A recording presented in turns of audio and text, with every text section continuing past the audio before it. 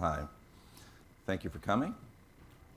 I do have a presentation, actually, but we're trying to find it. We did a tech check, but we didn't do a check on the tech check. So we've got some good help that's going to help us find that. But let me do a little bit of introductions before we kind of get started. My name's Tom Phelan. I work for Tyco, not Tyco the toy company. We do actually fire alarm systems, burglar alarm systems, video systems, access control, and that type of thing. We're about a $10 billion a year company. We have 65,000 employees worldwide. About 50% of our business is done in North America and 50% abroad. My position with the company is I'm a director of process excellence, so kind of operational excellence. I have a team of Six Sigma and Lean experts that work for me. I'm a master black belt myself. I run about 50 to 75 process improvement projects throughout North America a year. And my responsibility is to bring to the bottom line about 1% of operating income benefit to the company with our team and our efforts. At the beginning of each year, what we do is we get together as a leadership team and we do what we call Hoshin planning. We talk about, so what's important? What are we going to focus on this year? Is it different than last year? If so, why? And one of the things that came out of that strategy session was, hey, we want to grow. Well, that wasn't a surprise. All companies want to grow. But how specifically do we want to do that? And we knew that we wanted to, since we're in the recurring services business, with burglar alarm monitoring and field service and maintenance and inspections, that making sure that we took care of our customers was of paramount importance. So customer experience. We wanted to get some lift in our customer experience. So we came up with a one-page strategy session, our strategy page, and along that page it talked about growth, operational excellence, improving the customer experience. And so then they looked to me and they said, all right, Tom, we want you to take this one, improve the customer experience. I said, okay, that seems like a big one. And we went to work. And so one of the first things that we did as a group was we said, well, let's start with the customer. What do we know about our customers? What do we know about their journey and how they do business with us? So we did some process mapping. We followed some customers around.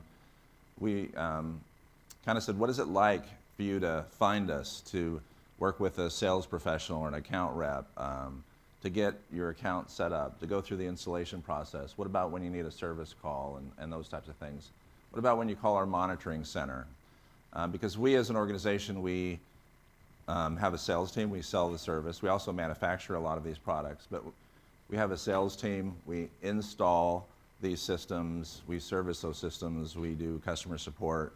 We have some very large call centers. Are we up? Thank you. Thank you.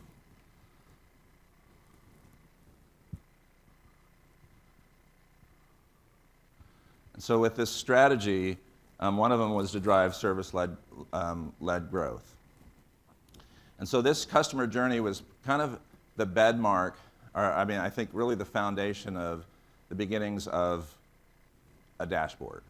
We said, and I think what's really important here is when you think about measures or metrics or dashboarding performance, I think it's always important to think about what are we doing this for? Who are we doing it for? Who's the audience? What are we trying to accomplish? And we knew if it was around customer experience that we wanted to be very specific to that one topic. So this was the beginning effort, and we came back to this many times throughout the dashboard development process, where we could say, remember when we talked about the experience during that welcome call, where a customer said, I want to call back within 24 hours after they sign. How are we going to measure that? We don't measure that today. And so this was kind of like our true north. We knew that we could always come back to. So one of the first things I think I would share is anytime you start this dashboarding process, it's really important to kind of understand the purpose behind it. This will give you some very, I think, important guidance and keep you on track. I won't go through this detail, but I wanted to share that with you. The other thing, too, I think around in process improvement is we don't want to be necessarily really good at something we shouldn't be doing at all. Or if you don't have a basic fundamental design that's sound, you can't provide stable and consistent performance. What our customers told us was, we don't really want to be wowed. We really don't want to have breakaway service. We just want you to just commit and do what you say you're going to do. Just be consistent. We want stability, okay? And we knew if our design couldn't support stable delivery, then we couldn't achieve that objective. And ultimately, we wanted to make sure that we add value through this process. So I think sometimes as organizations, we may start in the reducing variation or getting the waste out, but do you even have a stable design in the first place? Is this really how customers even want to do business with you? Is our design even right? So we wanted to make sure we understood that going in. We came up with some tactical things that we were going to do. We wanted to make sure our customers got to the right place. Some customers were confused. I see multiple phone numbers, one on your van, one when I call 411, another number when I get on your website. So I just want to make it really easy for you to come to us and get help. Track and measure. You couldn't ask anybody, well, how are we taking care of our customers? Do we have a score for that? And I heard some things, yeah, we have Net Promoter Score. I go, well, does that work for us? Is that actionable? How do we use that? And so really kind of having a measurement system that was really tied to all the things around that customer journey was critical for us. We also found that customers were, hey, once I call, I want help from one person. I don't want to be transferred around. There's a variety of different things we did in this phase one piece. Field service was really critical. Installation. There was a lot of touch points, too, in field service. When we do 40,000 service technician visits a month, that's a lot of touches to do that well. And also, we wanted to make sure that we got lift from a culture and change management standpoint, so an overarching project. So all these were projects under this umbrella program, and we wanted to make sure that it wasn't just a campaign, but what did we learn from that original flow charting of the customer experiences. Customers wanted to connect with us. We wanted to connect with them. We needed to make a commitment every time we interacted with them, and we needed to complete the promise. So that was kind of our campaign, Make the Moment. And this is the part that I think is most important, is I think building a dashboard and providing measures is a process. I could say, well, yeah, I'm a process guy, but really I'm a results guy. We get measured based on our results. And so the first thing always is, well, what's the purpose? What are we doing this for? Well, it's for customer experience. We want to continually get better. Do we have meaningful measures? I think a common mistake is to use brainstorming. Bring everybody in a room, and what do you think? What do you think? What do you think? And then pretty soon you have this mountain of measures, and all you're doing is you're aggregating the existing measures that are already out in a business. And are we being very thoughtful around the customer journey about those measures that are really most important? Are they easy, descriptive? Are they relevant? And we had a lot of debates. We went to, we often use consultants, or we do some benchmarking. And you hear things, well, the common measure for that is mean time to repair. We've been measuring mean time to repair. It's meaningful for our organization. Yeah, but when we talk to our customers and we show mean time to repair, it doesn't actually mean anything to them. We're out there on an average of 2.5 days or 3 days. Well, how does that not mean anything to them? Well, we make a commitment. They say, this is an emergency. Can you be here in 4 hours? Or we have a contract commitment. We'll be there within 24 hours or end of next business day. What they're telling us is, did we make that commitment? How do you take an average of 4-hour service times, 8-hour service times, 24-hour service times, and end of next business day and aggregate that into one number, that average, it doesn't mean anything. So we got to get rid of that. But you do have a lot of executives and leaders that hold on to that. I'm really proud of that. We've moved that measure tremendously over the year. We're first in class. And but you're making your number. Our charter is to improve customer experience. So we don't want real estate on the dashboard just to highlight your previous accomplishments. That's not the purpose of this dashboard. I think the thing here is what's really important is, a lot of times we may run away and put a dashboard together and say we got field input, we got leadership input, but does it make sense to the original charter or purpose that we set out to do in the first place? Also, some of the measures were, when you say relevant, okay, what we want to measure is sales rep or tech productivity. It's like, well, customers don't care about that. Yeah, but that's how I'm paid and that's how I'm measured, and I want that on there because I can use this dashboard to help further my cause. Well, it's not going on there. It's just not happening. And then some measures may be like very complicated. Yeah, but we adjust for this and we adjust for that and we adjust for this, and there's a wizard behind the curtain, and that data steward's the only person that can provide that data for us, and no one knows how it's calculated. It's like, yeah, we're not doing that. That's just crazy. And we'll talk more about specific measures. And the next one's around establishing ownership, process owner, and a data steward. So we went through and all these measures and we listed them all. I'd say, well, who's responsible for that? Well, we get that information from this finance person. I go, well, you're describing the data steward. So there will be some governance on how we get that data and get the operational definition for that and everything else. But who's responsible for the performance of that measure? Well, there's no one. Well, then we're not putting it on the dashboard. Why? Because it's not going to change. Nobody owns it. So why would we do that? Oh no, we're all going to rally behind it. We got that, make the moment campaign thing. And I go, that's not going to work. I go, this is hard stuff. Transition, making change in an organization to drive performance for a specific measure takes a lot of heavy lifting, a lot of support. You might need resources. You might need to challenge the status quo. You've got to communicate with the organization. You need measurements are a byproduct of behavioral change if you want improvement. So how are we going to drive the behavioral changes without having a champion or a process owner? So I held on to a lot of these items and said, we're not ready to publish until we know it's you that's going to be the process owner. Well, my job hasn't been defined that way because I've got only this piece of it. Well, we need to talk to your boss, and well, that's not my job description. Well, we're going to have to change it, or we're going to have to do something. But I think this process owner piece is incredibly important. Smart design.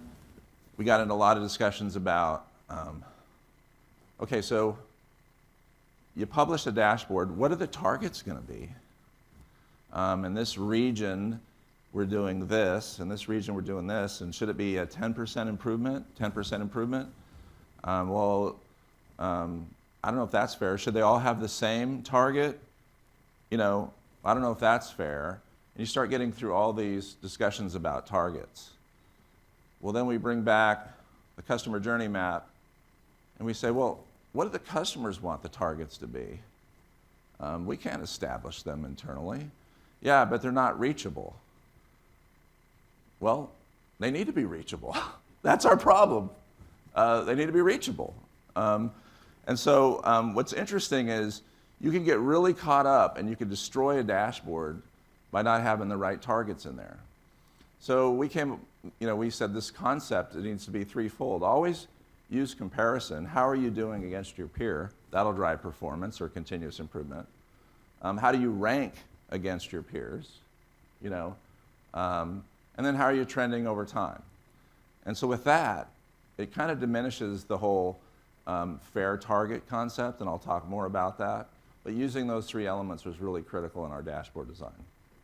but most importantly is make it actionable.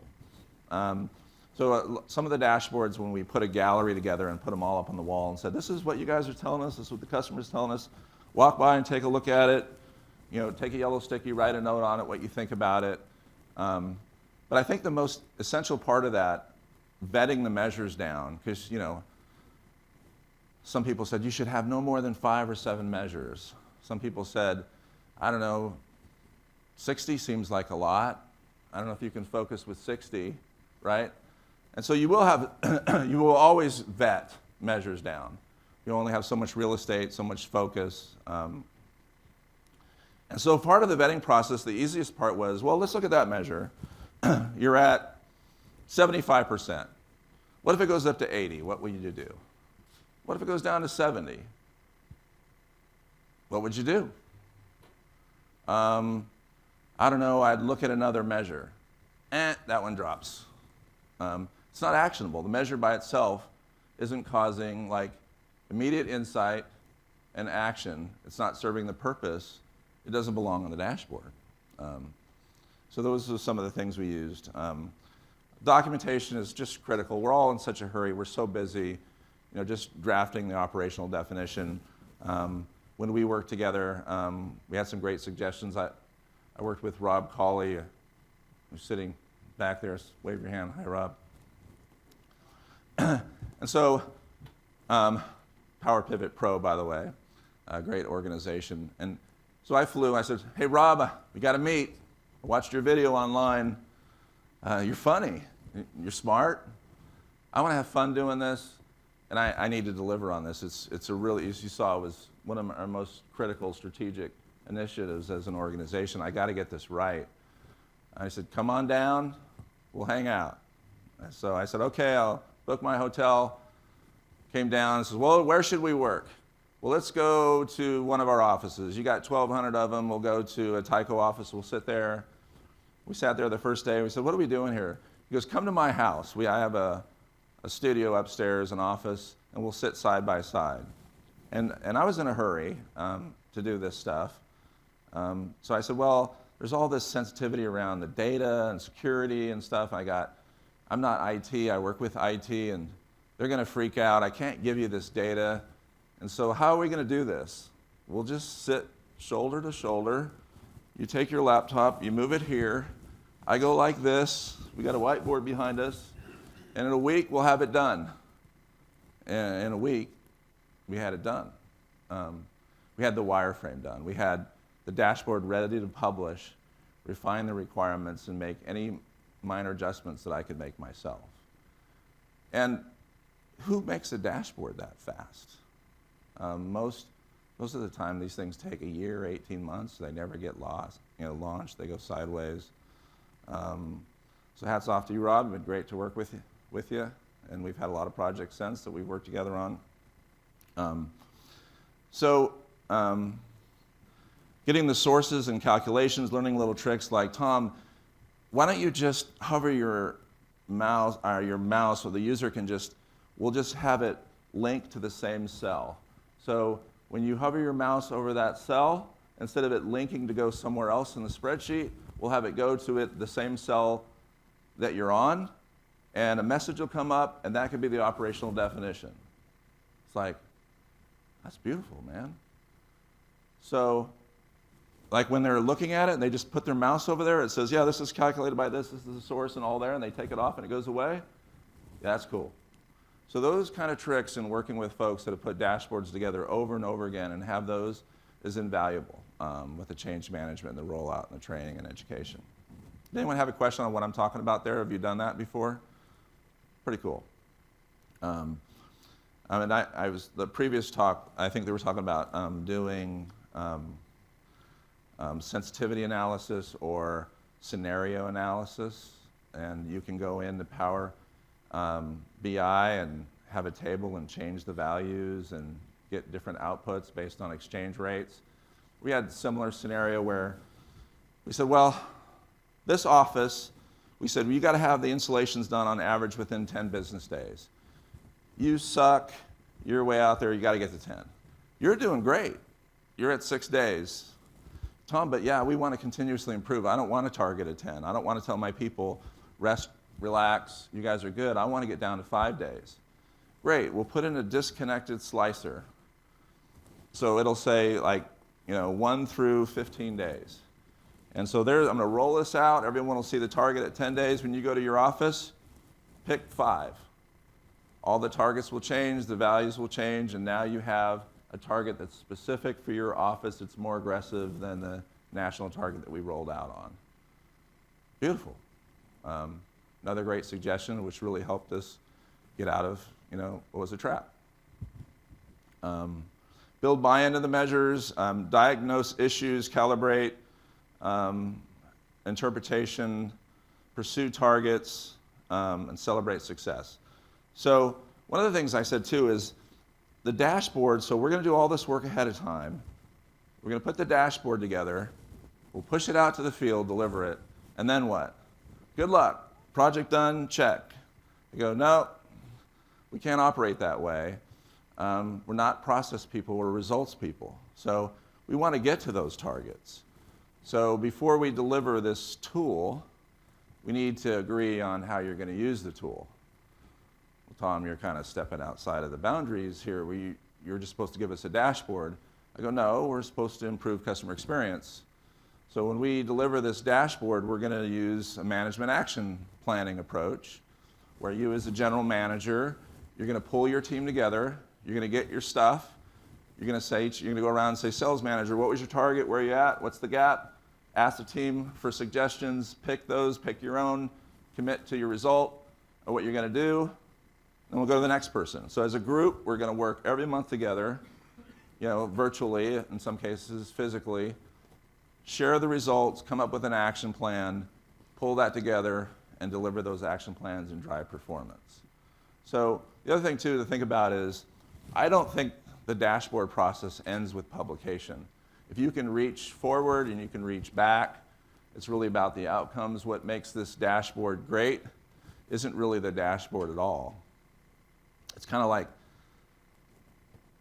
you're hearing beautiful music, you wander around the corner, oh, it's Chopin, he's playing the piano. This is wonderful. And then when they're done playing, you walk up to them and you say, hey, what kind of piano was that? It's not the piano. It's what you do with it. It's what you do with the dashboard that really makes the difference. So requirements, too, when we put the dashboard together, we said I didn't know what platform we were going to use, but we wanted a single source of data. We wanted to drill down. What's happening now is you give executive dashboard to one person, they look at it and they go, oh, I need to pat this person on the back, and this person, I need to find out what the heck's going on, so I'm going to call them, right? Anytime you say I need to find out what's going on, that's waste by definition. Why can't you find out? Why can't you drill down? Why can't you get down to the transaction? Well, because, Excel can only hold so much. No, we'll create an environment that can hold millions of records. This dashboard has 10 million records in it. And it's fast. Every click's less than 3 seconds. And you can drill down to the rep, the tech on that transaction or that phone call or that event, and you can know exactly what occurred. And now that's a much more enriched dialogue to have with someone. What happened here with this person on this date with this thing? Were you aware of it? Yeah, I was, because I get the same dashboard too, and we talked about it, and here's the answer. That's fast. That's insightful. So drill down capability was important. Slice and dice, so you can do your own discovery and exploration. Device agnostic. We got people carrying all kinds of mobile devices and desktop stuff. The data are connected and aesthetically pleasing. Sometimes we think, oh, it's the information itself. Well, no. In my business, as a master black belt, anytime someone brings data to me, I'll say, can you show it to me? Can you give me a chart? Can I get a histogram? Can I get a time series chart? Can I get some, I need visuals. Can you give me something visual there, is what I need. It's so telling. Again, we followed a process, and I think without going through all the steps here, the thing I think is most important is, ask questions, create the shell, get the first pass measures. But what you're doing is you're getting all the way up to demoing the dashboard. You actually go out and get the wireframe, get the data, put it all together, and then, once you have it all populated, then go get your requirements. Well, wait a minute. Don't you get the requirements first? Well, that's kind of a, I don't know, if you wanted to buy a car, don't you want to drive it first? How do you know what you like until you can try it first? I want an ice cream that's, sweet, that's cold, well, just try it. Oh, this is perfect, right? So with being able to do things in a week, you can change your whole process on how you push dashboards together. I'm going to build it all first. I got all the measures and everything else, and now I'm going to go get the requirements. So think about kind of moving that maybe later. I think you'll have greater success. We did.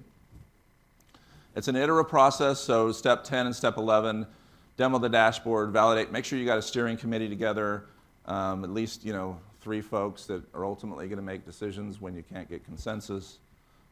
Soft launch, train, operationalize, and evangelize. And then don't forget to do the management action planning. By the way, a great resource, Stacy Barr. If you haven't gotten onto her blog, I highly recommend, if you're talking about building dashboards or selecting measures, she has a great approach. I think she's out of Australia, and she's been tremendous help with this kind of process. So when you lock down your measures, you want to, this is kind of the rules that we use, do the measures have a clear link to achieving the goals? Is it owned by somebody? Is it easy to calculate, understand? I think the thing that stands out here is, do you have to look elsewhere to drive action? So one of the things we did when we did this was we said, all right, I want you to get all the reports where we publish this data already, because none of these measures are new. Maybe out of all of them, there's maybe 5 new measures. Actually, we had 60 measures on this dashboard. You said, Tom, that seems crazy, 60 measures. How are we going to create focus? And I said, how are you going to eliminate people? We're going to focus on net promoter score, this, that, and 5 things. You're not involved. We have 65,000 employees. How are you going to involve everyone, right? How is everyone going to embrace this? And so you need to get everybody involved in a movement of this magnitude. So we said, yeah, 100's probably too crazy, but does each person in their realm of responsibility have 3 to 5? If you're responsible for field service technicians, do you have 3 to 5 measures, right, that you can focus on? Instead of having to look at something like net promoter score or maybe some transaction surveys and go, that's not really how I manage my business. I don't know how to improve from that. It's really not actionable. I need my set of measures. So I would also encourage, don't get caught up in thinking you only need 3 or 4 when you're doing something of this magnitude. I think it's okay as long as you're thoughtful about it that way. Does it inspire the right behavior? And what would you do if you came in above or below the target, as I mentioned earlier? Any of these resonate? So what do targets mean? Boy, this was it's like, when you show this dashboard, you could just see our executive leadership team going, oh my God, that's crazy, And, my whole thing is, you got to have a safe environment. You put a good person in a bad situation is going to win all the time. Where this is all about intentions rather than expectations. You cannot get out there and start beating people up. We can't manage it this way. We just want to improve. Let's just show that we're getting better. Let's have some fun with this. This can be a spirited thing that we can really make a difference. So it's all about pursuing rather than hitting it. Sometimes you say, well, if it's too out there and it's too lawfully, then it's it's kind of like, I can't bowl with. Why have a target to have 300? I can never bowl with 300. We're not asking for perfection, but we wanted to try to get a pretty high score. And most importantly, are you getting better? Are you getting closer to it all the time? And can you build spirit around your dashboard and your measures that demonstrate that? So you have an opportunity to celebrate. Gradual rather than instant. Well, there's no way we're going to get there by the end of this year. And it's going to take a while to get there. It's going to take people, process, and technology to get there. That's okay. I just do not want to be embarrassed and sit in front of one of our national accounts or very large accounts and say, our target is to make our commitment with you 35% of the time, because we were only doing 25% of the time before, and that's a 10% improvement.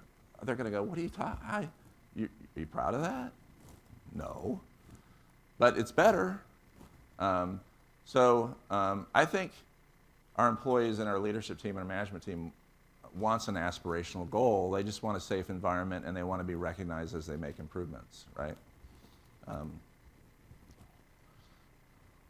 So in summary, do these targets evoke the curiosity and energy of what could be, rather than assigning our self-worth based on hitting should-be targets and pursuing and rushing to hit them? Sometimes rushing to hit them actually has some very unfavorable byproducts that you don't want, right?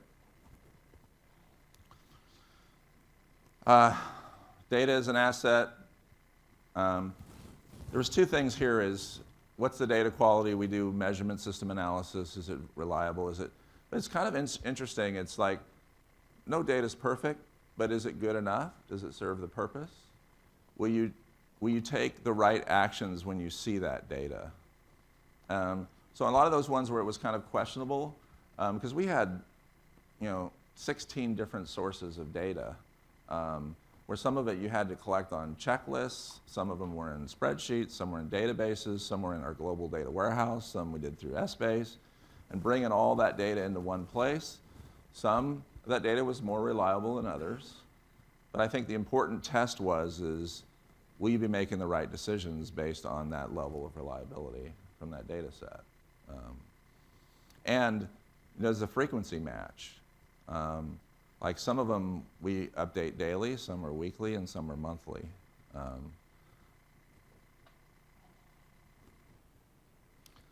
The dashboard itself. So there's probably 16 tabs. I'm just showing 2 of them. We use PowerPivot, and we upload that into SharePoint Excel services. We haven't used Power BI yet. I think I downloaded that for the first time last week and started playing around with it. This has served us for 18 months, and it's served us really well. We don't send out emails or reports. We had 65 people that were putting this together before, this data, 65 people. Now we have one person that takes about 4 hours a month. Most of it's auto-refreshed to put the data together. It's timely, it's accurate, it's stable. And so what we did was we said, well, like slicers, those are the things in the upper right-hand corner, like the disconnected slicers. What if I want a goal that's 4 days, 5 days, or whatever? We had a grand summary page. I think this has which is the one behind the scenes.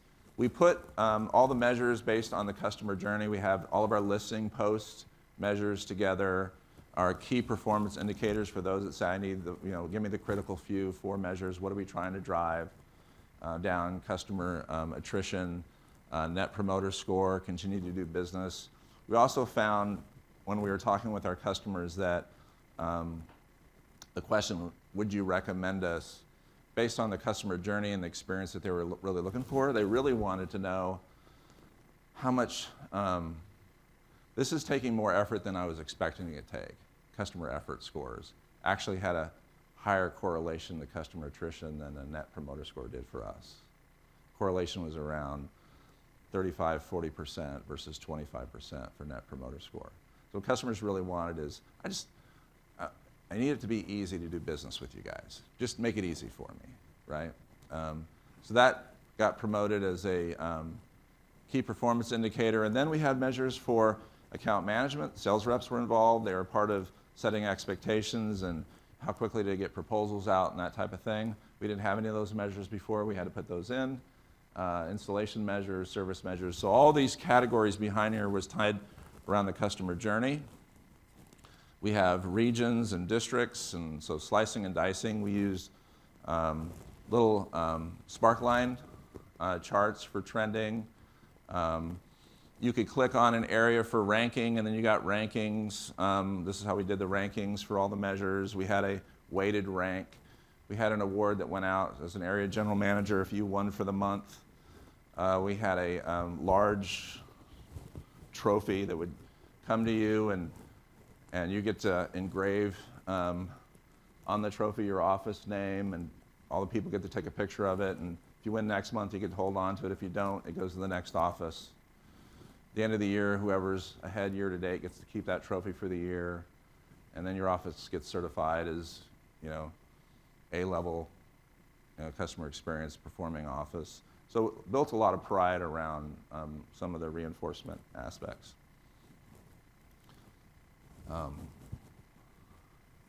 Do a time check. How much time do we have? Okay. Oh, there it is.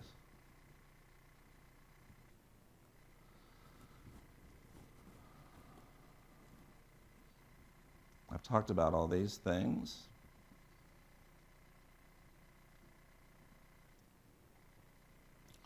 Those are some of the recognition items we did. Shining Moment was the premier quarterly award. We made a huge deal out of it. We had the monthly award, which I talked about, and then it turned into an annual award. And then we also made sure that we did what we call a moment maker. So we also, in this frequency aspect, said, can everyone recognize anyone, anytime, when they're reinforcing these measures or this aspect in the organization? So culturally, that helped us out with a tremendous amount of lift. I did the transformation stick. We knew that we required behavior change, that we had to, where we didn't have procedures or methods or expectations, we had to put those in place. We had to train everybody how to use the dashboard. We had to make sure we had, a good learning model for doing that. People learn differently. We had to make sure we had the relevant measures in place. We were measuring, our progress, make it easy, and all those kind of things. And we knew that transformation would not stick without having also process measures in our dashboard instead of just result measures. So what happened? This is, I took the actual data off, but this is the actual graph, and you can see we had a few outliers. But our net promoter score grew dramatically as an organization over a 12-month period of time. Well, actually, this is over 20 months. And our attrition dropped dramatically. And you can imagine an organization of our size, $10 billion, this created a tremendous amount of value for our company. So it was a very successful venture. And now, any Q&A. So.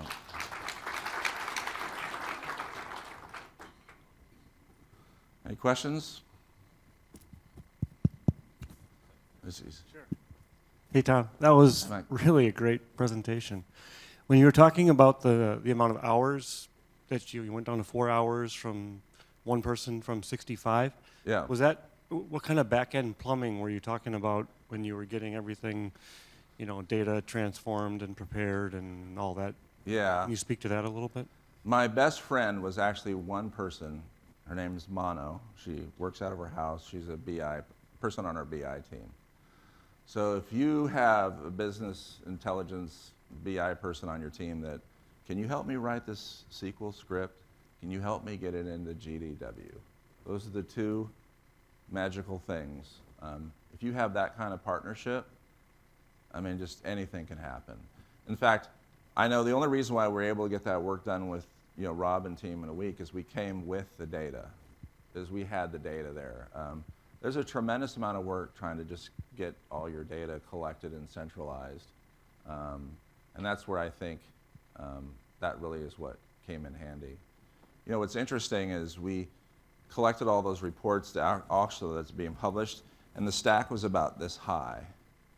So what I did was I said, how am I going to create this visual when I go to the leadership team and say 65 people? They'll go, no way, come on, right?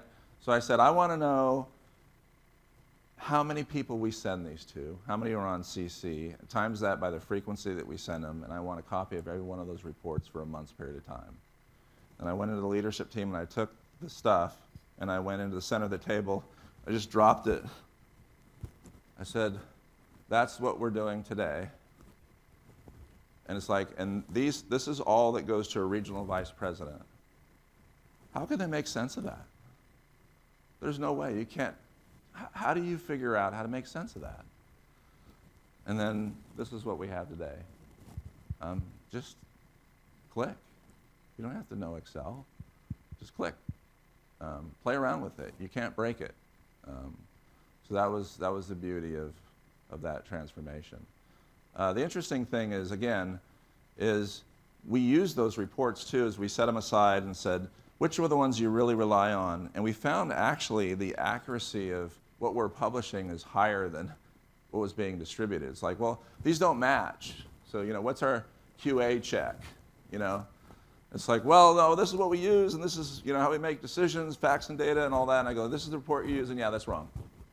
Why? Well, they didn't consider weekends and this and that, and so the calculation was wrong because we checked to make sure it matched, and now you'll get it reliably. So getting the human element out of it wasn't necessarily a cost savings. It's about speed of delivery, it's quality and cost. That's the golden triangle that you can deliver with this product. You had a question?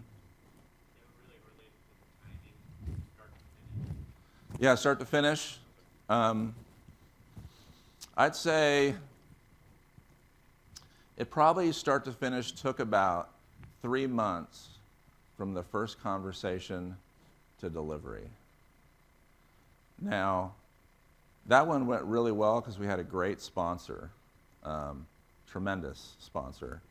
I'm working on one right now, actually, that's more global, and it's taking longer. You think, well, that's got to be a higher sponsor. Yeah, but access to that person, and the level, so if you have, it's kind of like with Rob and I, it's like we could have spread that work out for 2 months and done a little bit at a time and kind of did the agile approach. Let's deliver 5 measures and then another 5 measures, another, and I said, I don't want to do that. Sorry, can you act like you're going on vacation, clear your schedule, let's just sit side by side and let's just get it done. And that was the best approach. I think getting rid of the distractions and privilege of focus on one thing and just driving it through, that's, I think, where the speed really comes in.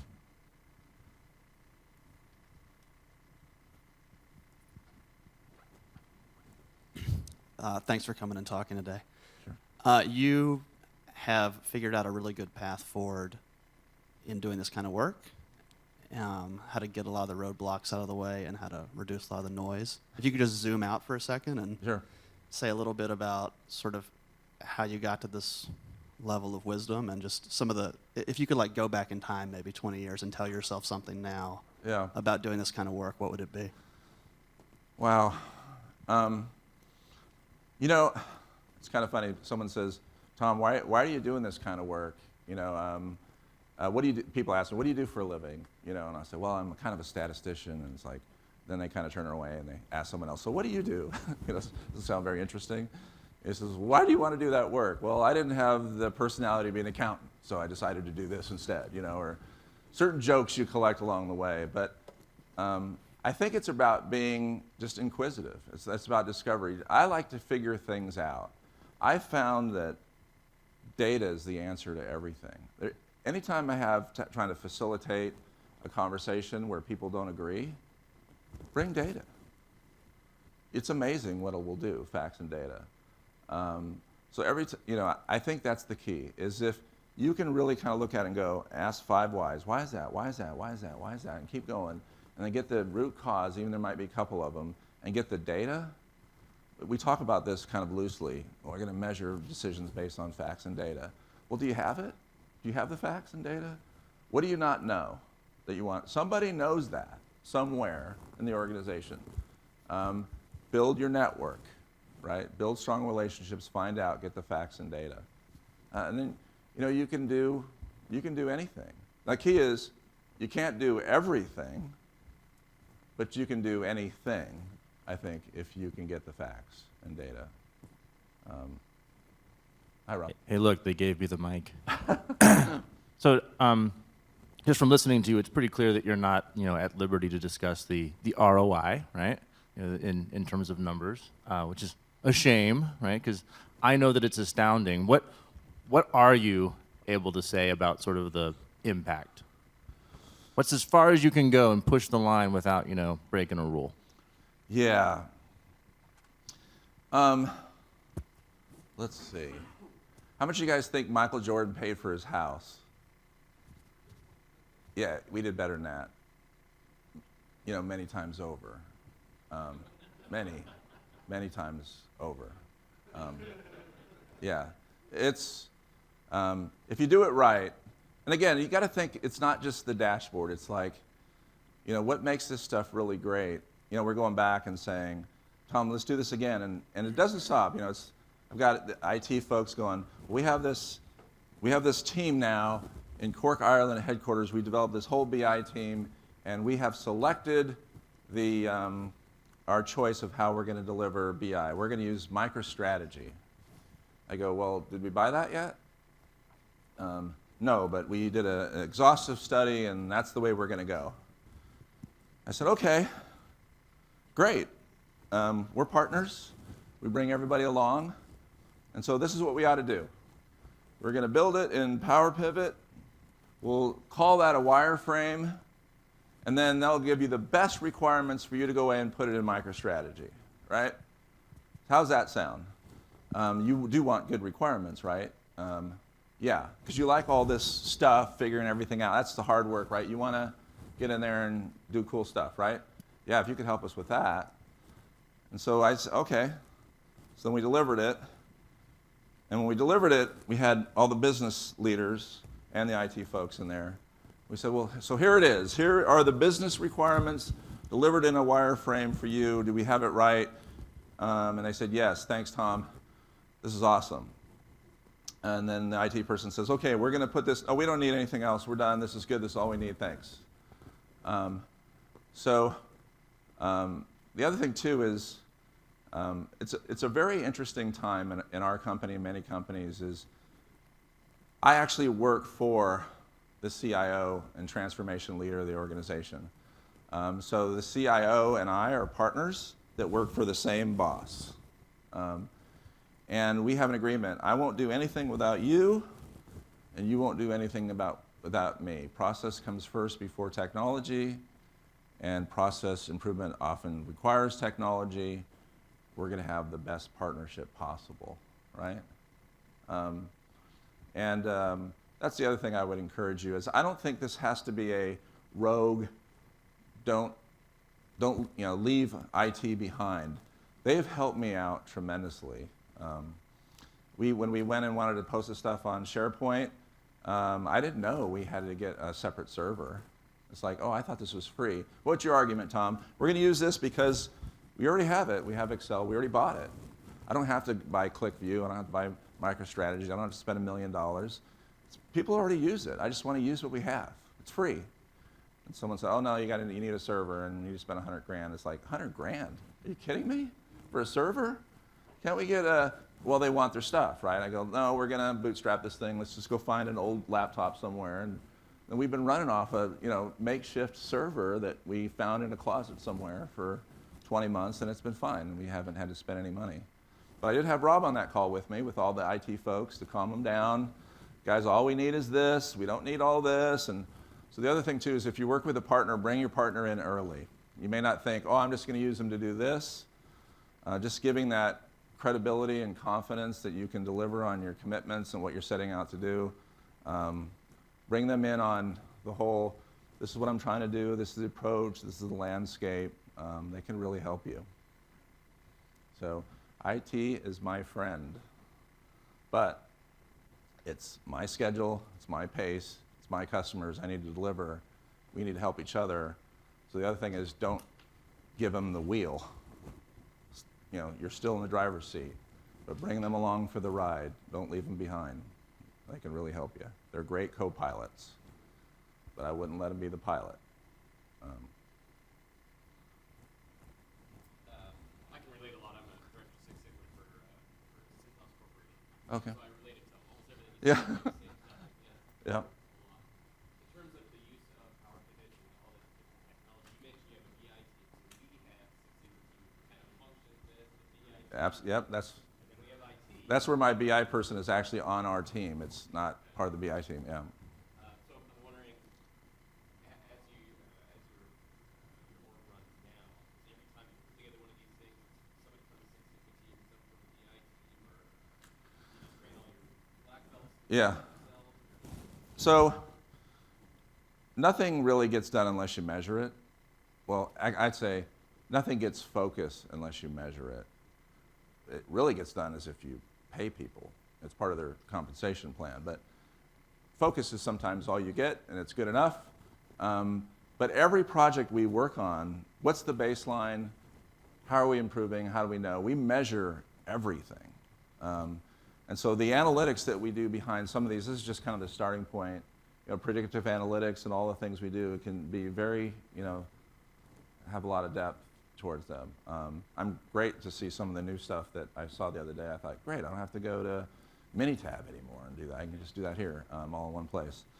But that partnership we have internal, so if a black belt says, I'm working on improving gross margins for this, and I want to improve how we do our scope of work, and I want to measure this, and they'd go to the BI person, they say, they write a SQL script, they give it to them. We have now a person that knows how to build these dashboards as part of our team. We went through Rob's training, 2 days worth of training. They're smart, they figured it out, and now that person has a dashboard that auto-populates every single day. And it goes out to 160 installation team managers, and every day they know where they're at, where they're ranking, and we don't touch it anymore. And it's done. There's no reporting. There's no emails that are sent out. It's awesome. This stuff saved my life. I was sitting there trying to do it. I can only get 20,000, 40,000 records in this. I can't do the analysis. I'm having to do samples and all this. It's like Rob would go, just put it all in there. But 600,000 records, just put it all in there. It's like, wow, I can see things I could never see before. So it was originally, the original thing was just the size of the files that we were having to work was my original interest.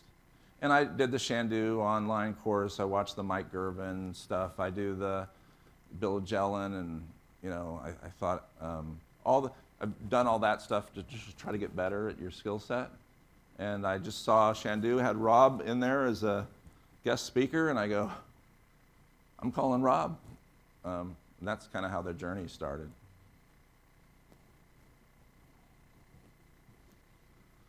Any other questions? Well, thanks for your time. I hopefully gave you something that you might be able to use or something you can take away with. Thank you.